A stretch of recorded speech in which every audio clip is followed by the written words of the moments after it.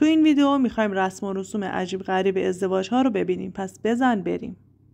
تو یکی از قبیله ها در هند برای اینکه از روابط عاشقانه جلوگیری کنن، زن و شوهر قبل از ازدواج نمیتونن با هم حرف بزنن. قبیله مرسی به لب بشقابی ها معروفن. دختران لبای خودشون رو سوراخ میکنن و اول از حلقه های کوچیک و رفته رفته حلقه ها رو بزرگتر میکنن. هرچه بزرگتر باشه برای ازدواج با مردان زیباتر و جذابترن. مرداشون برای جذاب شدن بدن خودشون رو زخم میکنن و شکل‌های مختلفی رو میکشن.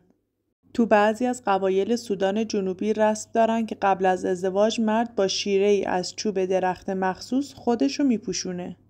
بعضی از قبایل نیجریه قبل از ازدواج عروس و دوماد یه هفته جداگونه به خونه‌های خودشون برمیگردن و عروس برای اینکه نشون بده از رفتن به خونه خودش ناراحته باید یه هفته مدام گریه کنه.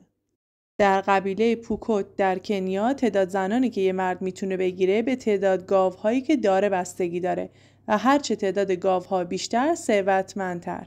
تو یکی از قبیله های کنیایی تو روز عروسی پدر عروس باید روی عروس تف کنه که این کار یعنی احترام به عروس. توی یه قبیله دیگه دخترها به مزایده گذاشته میشن، یعنی هر کس اموال بیشتری رو مثل شتر و بز و گاو و پیشنهاد بده دختر باید با اون ازدواج کنه. سن و سال مردم اصلاً مهم نیست.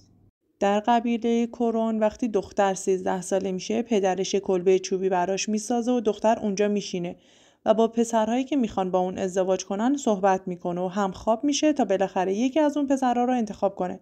ممکنه چند ماه یا چند سال دختر تو کلبه بمونه تا ازدواج کنه. یه قبیله تو بربر رسم دارن که مرد با کمک خانواده‌اش عروس به زور میدزده. تو یکی از قبیله های هندی دختری که ازدواج میکنه در اصل فقط با یه نفر ازدواج نمیکنه. برادر شوهرای اونم شوهر اون به حساب میاد و رابطه زناشویی دارن.